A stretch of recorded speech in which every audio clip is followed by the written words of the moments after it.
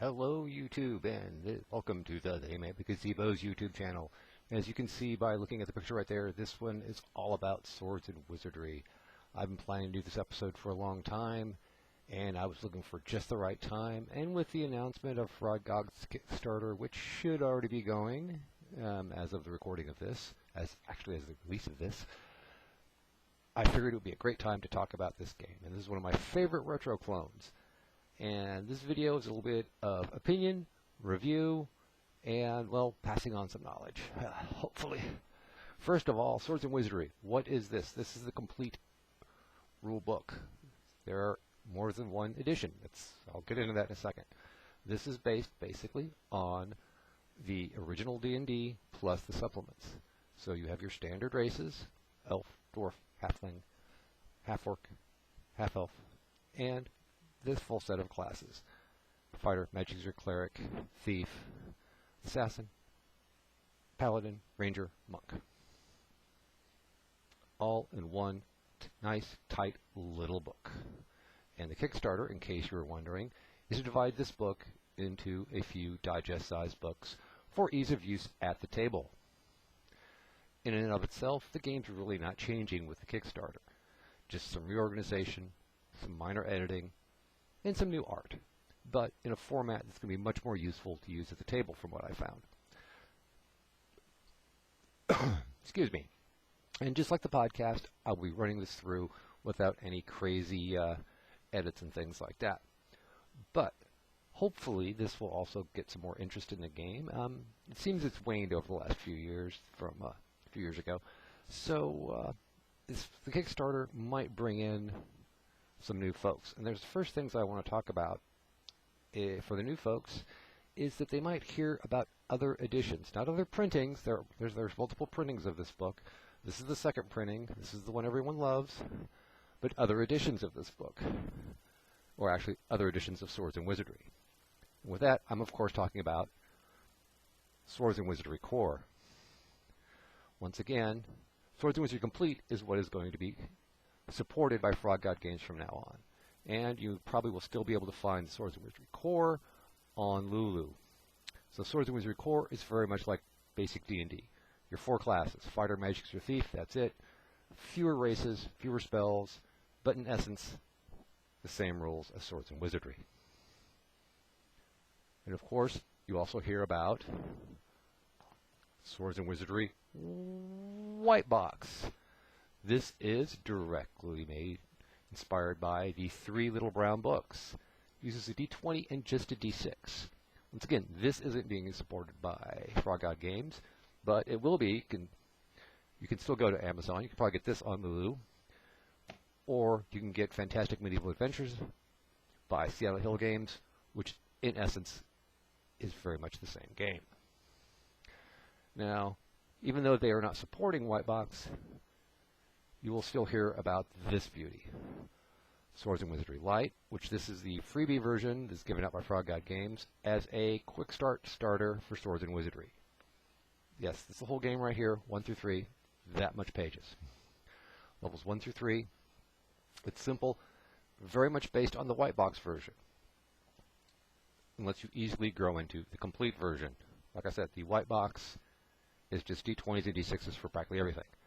And then growing off Swords and Wizardry Lite is Swords and Wizardry Continual Lite, which takes the classes and moves them on to higher levels. A second edition is supposed to be coming out of this sometime. Eric Tenkar, if you're listening, I doubt you are, but hey, I know it's on the to-do list. So, Swords and Wizardry, like I said, it's based on original D&D with the supplements, so you get the paladin and the monk and all that. So what makes it one of my favorites? Well, one of the things it did is you've got the option to use Ascending Armor class. This makes it much easier for new players to understand. The second thing that makes it wonderful is the single saving throw. People hate this. Your character has one saving throw modified by race, usually class, but race and class will give you a modifier for that. For example, magic users have a +2 versus magic. And lets the game master easily use the saving throw as sort of just a luck check. Excuse me again. I'm in Texas and I've got allergies, so get over it. And like I said, this is going to be just like the podcast where I go through the coughs, the puppies, and everything else bouncing around. But Swords and Wizardry, that's what it is.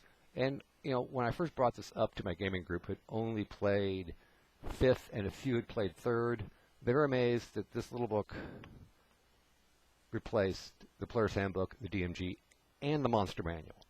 The monster stat blocks are incredibly easy.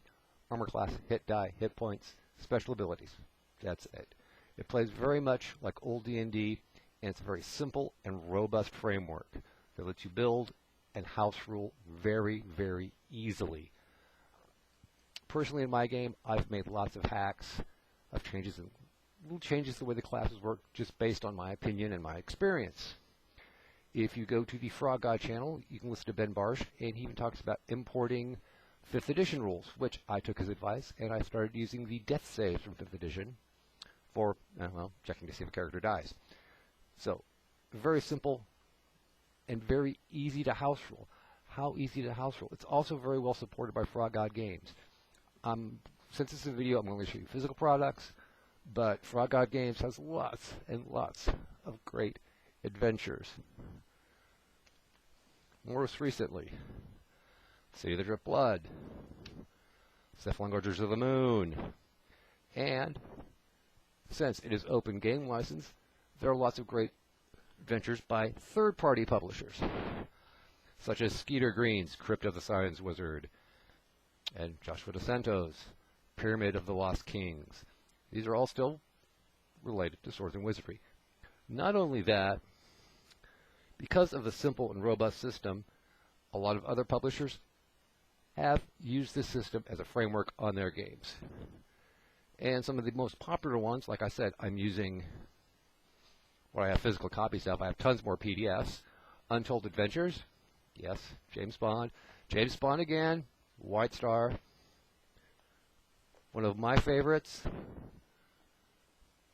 of course, is Crypts and Things. I like to mention that the White Star is based on the white box version. Crypts and Things, and of course the Crypts and Things Remastered. If you're going for a more sword and sorcery Conan-esque type game. And then, of course, supported through supplements. Once again, I know Barrel Rider Games for the white box version. And then there's this game called Gary vs. the Monsters by some idiot. Oh, wait, that was me. So, there's a little video. And that's what I'm telling you, that there's well supported not only by Frog God, other publishers make stuff for it. The framework itself is very easy to learn, very easy to customize, and very easy to import rules, convert adventures from either other old school games or even 5th edition. I've ran Swords and Wizardry adventures with 5th edition just by multiplying the hit points by 2 or 3. That's about it. You can easily run this game almost improv in a way that it doesn't take a lot to make a character. It doesn't take a lot of time. And since it's like an old D&D, there's no built-in skill system, but just by doing an internet search, you will find thousands of house rules by the different fans who have written stuff, including myself. So here's a little self-plug. Check out the blog at theymightbegazebos.blog to see some of the house rules I've done over the years. And I've even changed some house rules. There's lots of other great house rules out there by people all over the internet. In and of itself, like I said, it is probably one of the easiest for new gamers who are only experienced with later editions to pick up and understand. They don't have to mess with things like THAC0, 5 saving throws. The Vancian magic in the old school games does throw 5th edition players for a loop, and the lack of a few other things. But there are lots of things, and I just remembered another wonderful game I have.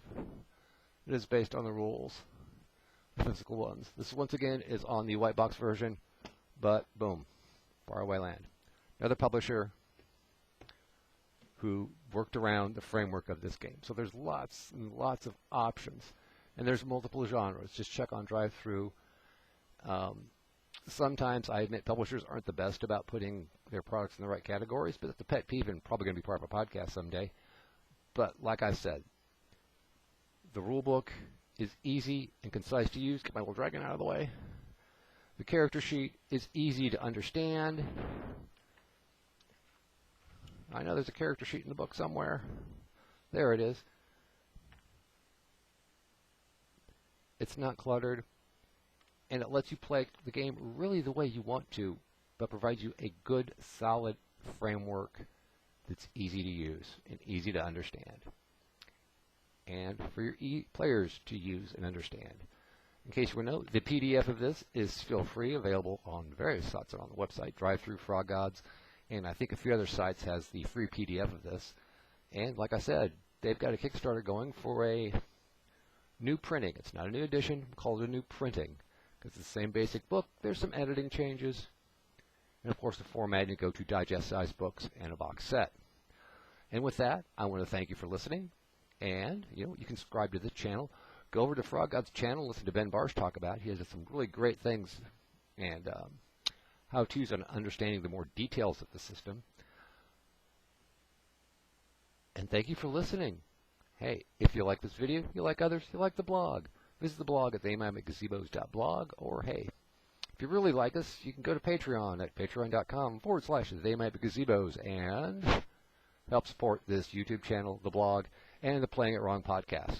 So, thanks for watching. Roll dice, kill monsters, take their stuff, and have fun.